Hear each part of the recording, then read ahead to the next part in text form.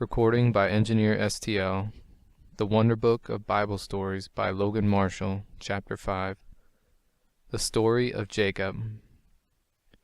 After Abraham died, his son Isaac lived in the land of Canaan. Like his father, Isaac had his home in a tent. Around him were the tents of his people, and many flocks of sheep and herds of cattle feeding wherever they could find grass to eat and water to drink. Isaac and his wife Rebekah had 2 children. The older was named Esau, and the younger Jacob. Esau was a man of the woods and very fond of hunting. He was rough and covered with hair. Jacob was quiet and thoughtful, staying at home, dwelling in a tent, and caring for the flocks of his father. Isaac loved Esau more than Jacob, because Esau brought to his father that which he had killed in his hunting. But Rebekah liked Jacob, because she saw that he was wise and careful in his work. Among the people in those lands, when a man dies, his older son receives twice as much as the younger of what the father has owned. This is called his birthright, for it was his right as the oldest born. So Esau, as the older, had a birthright to more of Isaac's possessions than Jacob. And besides this, there was a privilege of the promise of God that the family of Isaac should receive great blessings. The sale of the birthright. Now Esau, when he grew up, did not care for his birthright or the blessing which God had promised. But Jacob, who was a wise man, wished greatly to have the birthright which would come to Esau when his father died. Once, when Esau came home, hungry and tired from hunting in the fields, he saw that Jacob had a bowl of something that he had just cooked for dinner. And Esau said, "Give me some of that red stuff in that dish. Will you not give me some? I am hungry." And Jacob answered, "I will give it to you, if you will first of all sell to me your birthright." And Esau said, "What is the use of the birthright to me now, when I am almost starving to death? You can have my birthright if you will give me something to eat." Then Esau made Jacob a solemn promise to give to Jacob his birthright, all for a bowl of food. It was not right for Jacob to deal so selfishly with his brother, but it was very wrong in Esau to care so little for his birthright and God's blessing. Some time after this, when Esau was 40 years old, he married 2 wives. Though this would be very wicked in our times, it was not supposed to be wrong then, for even good men then had more than one wife. But Esau's 2 wives were women from the people of Canaan, who worshipped idols, and not the true God. And they taught their children also to pray to idols, so that those who came from Esau, the people who were his descendants, lost all knowledge of God and became very wicked. But this was long after that time. Isaac and Rebekah were very sorry to have their son Esau marry women who prayed to idols and not to God. But still Isaac loved his active son Esau more than his quiet son Jacob. But Rebekah loved Jacob more than Esau. Isaac became at last very old and feeble, and so blind that he could see scarcely anything. One day he said to Esau, "My son, I am very old, and do not know how soon I must die. But before I die, I wish to give you, as my older son, God's blessing upon you and your children and your descendants.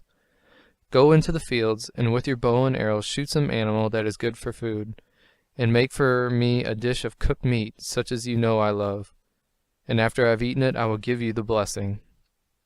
Now Esau ought to have told his father that the blessing did not belong to him, for he had sold it to his brother Jacob.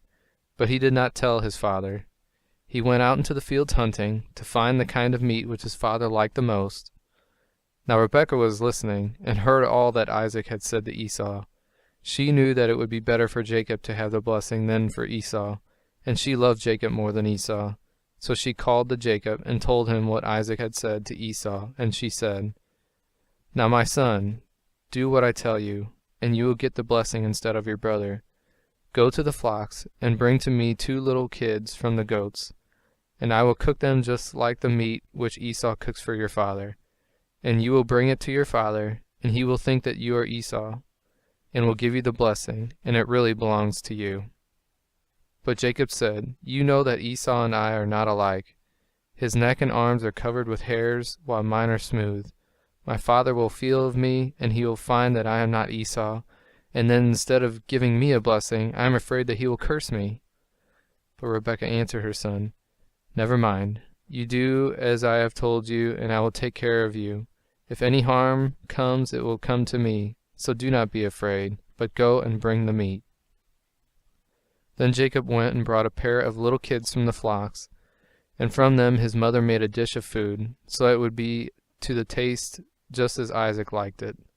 Then Rebekah found some of Esau's clothes, and dressed Jacob in them, and she placed on his neck and hands some of the skins of the kids, so that his neck and his hands would feel rough and hairy to the touch. Then Jacob came into his father's tent, bringing the dinner, and speaking as much like Esau as he could. He said, "Here I am, my father." And Isaac said, "Who are you, my son?" And Jacob answered, "I am Esau, your oldest son. I have done as you bade me. Now sit up and eat the dinner that I have made, and then give me your blessing as you promised me."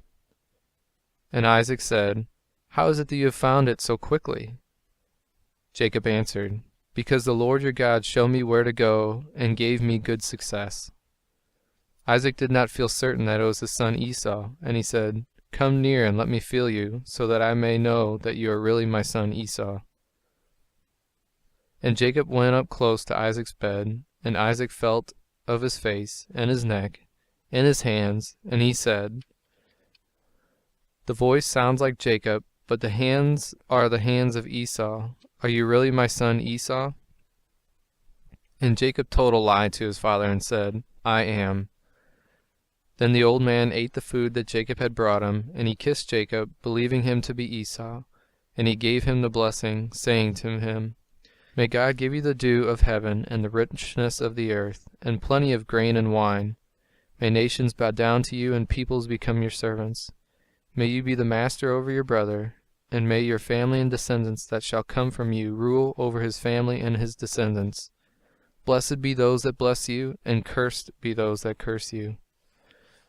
Just as soon as Jacob had received the blessing, he rose up and hastened away. He had scarcely gone out when Esau came in from hunting, with the dish of food that he had cooked. And he said, "Let my father sit up and eat the food that I have brought, and give me the blessing." And Isaac said, "Why, who are you?" Esau answered, "I am your son, your oldest, Esau." And Isaac trembled, and said, "Who then is the one that came in and brought to me food? And I have eaten his food and have blessed him. Yes, and he shall be blessed." When Esau heard this, he knew that he had been cheated, and he cried aloud with a bitter cry, "O my father, my brother has taken away my blessing, just as he took away my birthright. But cannot you give me another blessing too? Have you given everything to my brother?" And Isaac told him all that he had said to Jacob, making him the ruler over his brother. But Esau begged for another blessing, and Isaac said, "My son, your dwelling shall be of the riches of the earth and of the dew of heaven. You shall live by your sword, and your descendants shall serve his descendants. But in time to come they shall break loose, and shall shake off the yoke of your brother's rule, and shall be free." All this came to pass many years afterward. The people who came from Esau lived in a land called Edom, on the south of the land of Israel, where Jacob's descendants lived. And after a time the Israelites became rulers over the Edomites, and later still the Edomites made themselves free from the Israelites. But all this took place hundreds of years afterward. It was better that Jacob's descendants, those who came after him, should have the blessing than that Esau's people should have it. For Jacob's people worshipped God, and Esau's people walked in the way of the idols and became wicked. The story of the ladder that reached to heaven. After Esau found that he had lost his birthright and his blessing, he was very angry against his brother Jacob, and he said to himself and told others, "My father Isaac is very old and cannot live long.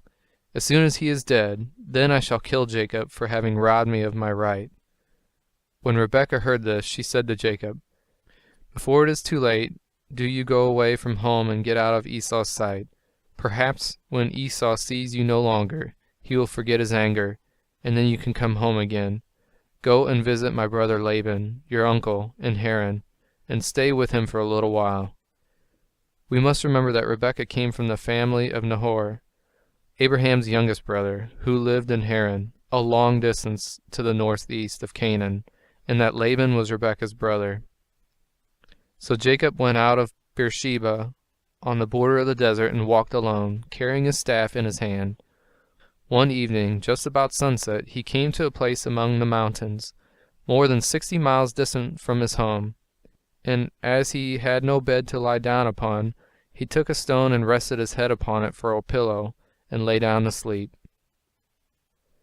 And on that night Jacob had a wonderful dream.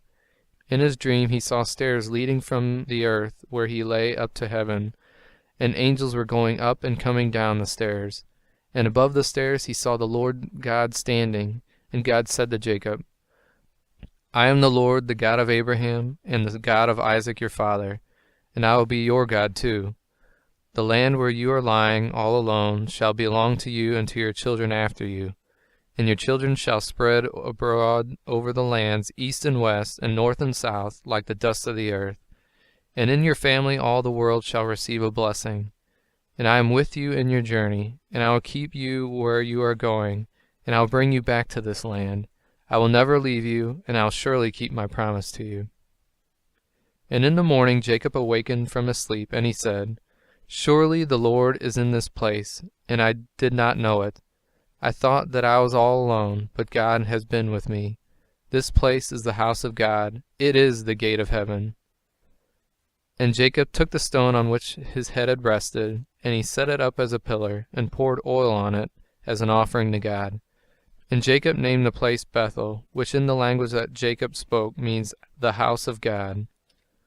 And Jacob made a promise to God at the time, and said, If God really will go with me, and will keep me in the way that I go, and will give me bread to eat, and will bring me to my father's house in peace, then the Lord shall be my God, and this stone shall be the house of God. And of all that God gives me, I will give back to God 1/10 as an offering. Then Jacob went onward in his long journey.